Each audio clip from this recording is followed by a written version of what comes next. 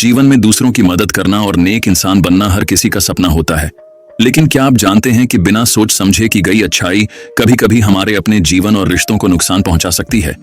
यही सवाल उठता है इस कहानी में, जो एक नेक दिल इंसान राघव की जिंदगी पर आधारित है। राघव, जो अपनी ईमानदारी और मदद करने की आदत के लिए पूरे गांव में जाना जाता है, हर किसी की सहायता के लिए हमेशा तैयार रहता है। लेकिन क्या यह आदत हमेशा सही साबित होती है? कहानी की शुरुआत होती है एक ऐसे शख्स से जो दूसरों के लिए अपनी हदों से गुजर जाता है, लेकिन अपने परिवार को भूल जाता है। उसका मानना है कि दूसरों की मदद करना ही इंसानियत है, पर क्या वह यह समझ पाता है कि उसकी प्राथमिकताएं गलत हैं?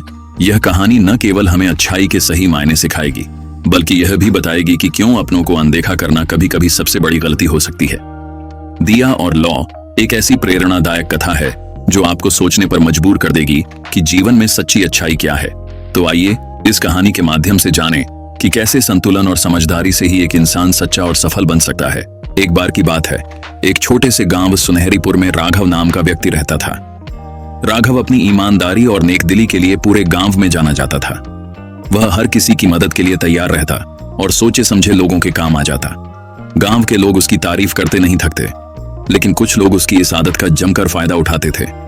राघव के घर में उसकी बूढ़ी माँ, पत्नी सीमा और एक छोटा बेटा आरव था।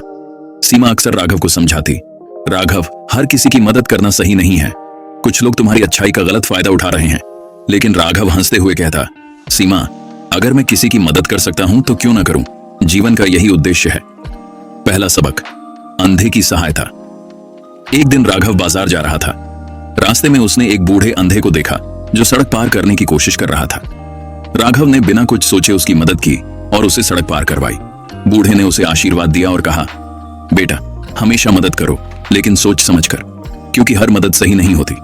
राघव ने इस बात को हल्के में लिया और अपनी आदत में कोई बदलाव नहीं किया। दूसरा सबक, लालची व्यापारी। गांव में एक व्यापारी हरिश्चंद अपनी चतुराई और लालच के लिए मशहूर था। एक दिन उसने राघव को बुलाया और कहा, राघव, मेरी गाड़ी खराब हो गई है, मुझे सामान शहर तक पहुंचाना है, क्या तुम मेरी मदद करोगे? राघव ने बिना कोई सवाल पूछे हाँ कर दी। उसने सारा सामान अपने बैलगाड़ी में लादकर शहर पहुंचाया। जब राघव ने मेहनताना मांगा तो हरिश्चंद ने कहा, तुम तो गांव के सबसे भले आदमी हो, क्या पैसे के लिए मदद करते हो? राघव निरुत्तर हो गया और बिना कुछ कहे घर लौट आया।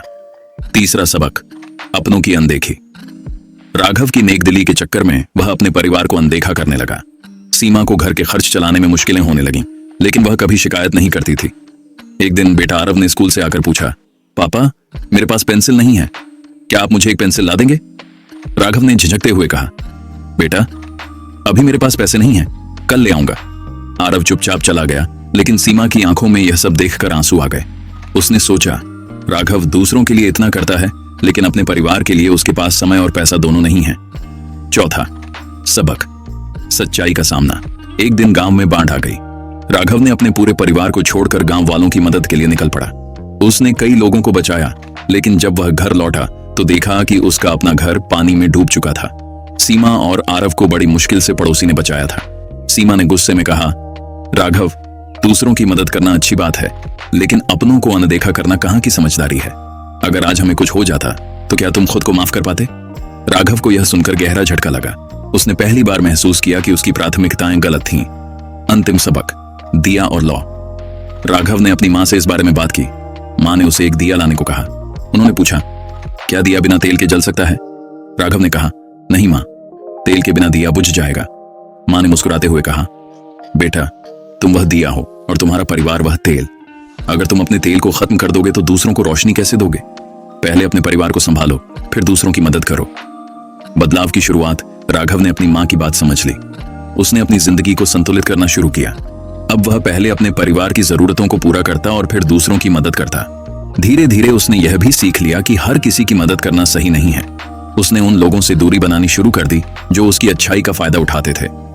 निष्कर्ष, यह कहानी हमें सिखाती है कि दूसरों की मदद करना अच्छी बात है, लेकिन अपनों को अनदेखा करके नहीं। जीवन में संतुलन बनाना बहुत जरूरी है। खुद को और अपने परिवार को प्राथमिकता दें, तभी आप दूसरों के लिए कुछ कर पाएंगे। बोलो राधे राधे।